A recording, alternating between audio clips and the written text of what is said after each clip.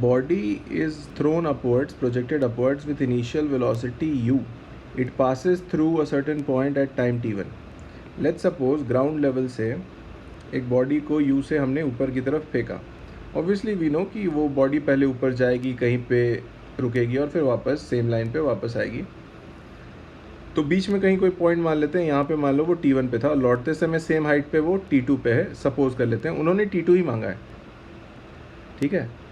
The time after which the body passes through same point, तो वो t2 को मांग रहे हैं. t1 तो गिवन है क्वेश्चन में.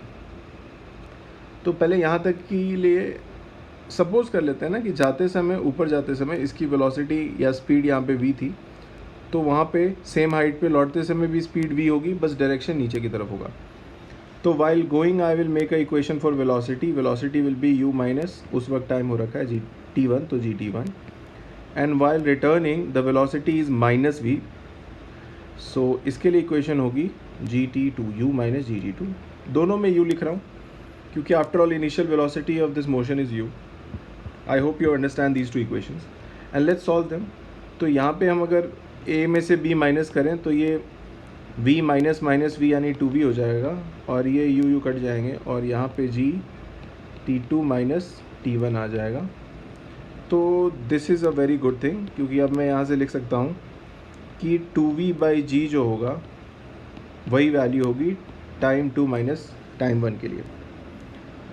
अब v के लिए हमने यहाँ देखा था यहाँ पे कि v की वैल्यू u माइनस gt1 थी, तो मैं इसको u माइनस gt1 भी लिख सकता हूँ बाई g 2v/g को, and this will be t2 minus t1.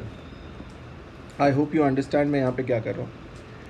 मैं बस ये कर रहा हूँ कि उस वैल्यू को उस फॉर्म में लिख रहा हूँ और इन्होंने क्या मांगा है, find the time after which the body, तो वही है t2 माइनस t1 ही मांग रहे हैं वो आपसे. एक्चुअली हाँ, ये टाइम गैप ही मांग रहे हैं आपसे. तो अब इसको सॉल्व कर लेते हैं. तो आप देख सकते हैं कि पहले आएगा 2u/g और दूसरे में g और g कट जाएंगे तो 2t1 हो जाएगा. तो यही है टाइम गैप. तो इसको थोड़ा सा सिंप्लीफाई कर लेते हैं.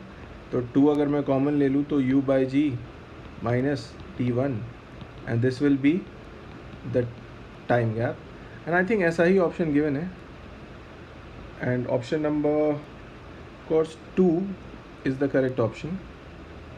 सो it matches 2, so 2 is the correct option for this question. Thank you.